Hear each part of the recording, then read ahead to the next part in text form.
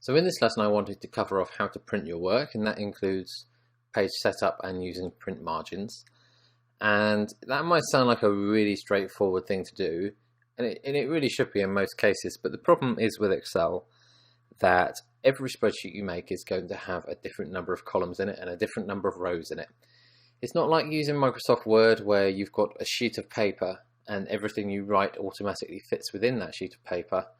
It really depends on how much data you've actually added to your spreadsheet and how much of it you actually want to print. So, for example, I've got our charts spreadsheet up in front of me, and if I go to File and to the Print menu, in the Print Preview area just here, you can see that it's cut off the chart, the pie chart that we've added on the right hand side, and it's put it onto a second page. So that doesn't look great at all. I really would like it to all appear on one page. If I go back to my data, you can see that this is probably going to fit a landscape page better than a portrait page.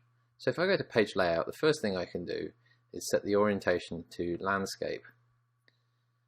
The second thing I can do is I can set the print area, which is the area that we'd like Excel to print. So I'm going to drag over to column O, and I'm going to click on print area and set print area. So what we've done there is we've told Excel the area that we would like it to print. And you can see that I've selected the columns, but Excel does know that my spreadsheet stops after the bottom of the charts, so it won't go on and try to print lots of data or blank sheets of paper after that. It does know that my spreadsheet stops after those charts. So at the moment we know that that doesn't fit on one page. If I go back to the File menu and go back to Print and Print Preview, it almost fits on one page now, but still not quite. So what I'm going to do is I'm going to change the margins, and I'm going to change the margins to narrow. I don't want lots of white space around the edge of the page.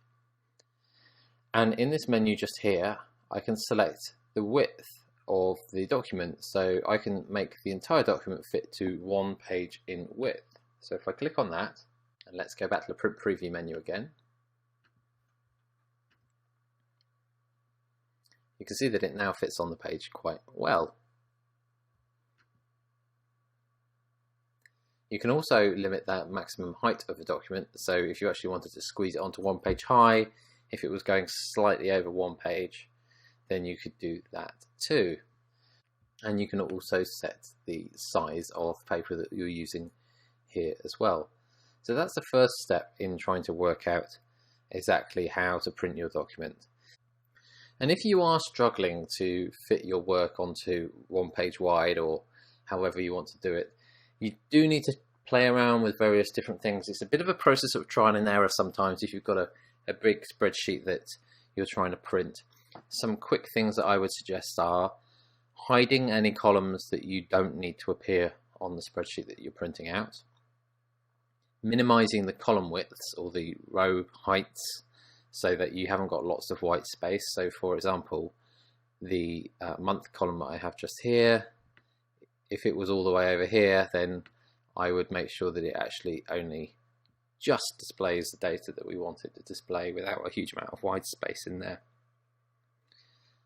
And the other thing that you can play around with to try and get things to fit on the page are the page margins. So there are some built-in styles here, normal margins, wide margins, and narrow margins. You can actually go quite a lot narrower than the narrow margins. So this has 0.25 inches left and right margins. That's quite narrow, but still got 0.75 at the top and bottom, which is probably a little bit wider than it needs to be. So you can create your own. So you can click on custom margins, and you can set the different margins for each part of the page. And you can also center your work on the page horizontally or vertically too. From there, to print your work, you can go back to the print menu just here, and we'll show our print preview. That all fits on the page quite nicely. So you can select your printer just here. I currently don't have one set up, but you should see any printer that you've got installed on your computer visible just here. And the rest of the menus here are pretty similar to a print menu that you would see in any other program. One great additional functionality in Excel is that you can also export your work to PDF, which is kind of a little bit more like printing than it is like saving. If you go to the Export menu just here, you can see there's a Create PDF or XPS document, so I would click on that. And from there you can save as PDF.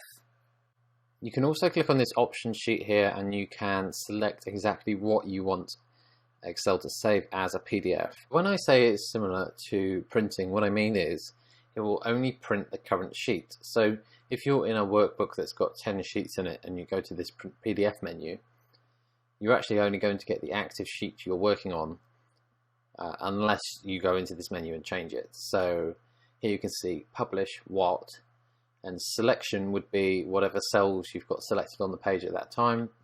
Active sheets would print it to PDF exactly like it would print it to your printer, and the entire workbook would print all of the sheets in your workbook to the PDF file. So just be aware that that is a really useful functionality if you want to save a workbook as PDF. That's really useful if you're sending a report, because it means that people can't mess around with the spreadsheet, they can't change the data that you've put into that PDF. And also for larger files, it can mean that when you're emailing these files around, a PDF tends to be a smaller file type than an Excel file. Okay, so that's how to set up print margins, how to print your work, and how to export it to PDF.